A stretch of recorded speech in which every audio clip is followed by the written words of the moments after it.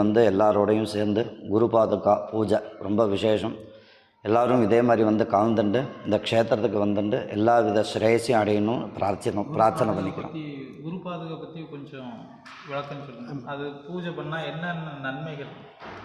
குரு பாதுகான்னா உள்ளதுலேயே எல்லா பூஜையும் விசேஷம். இப்போ ஒவ்வொரு சுவாமிக்கும் ஒவ்வொரு மகத்துவம் உண்டு. இப்போ ராமரை பூஜை பண்ணுறோம், கணபதியை பூஜை பண்ணுறோம், அந்த தேவதையோட அனுகிரகத்தை வாங்கிக்கிறோம்.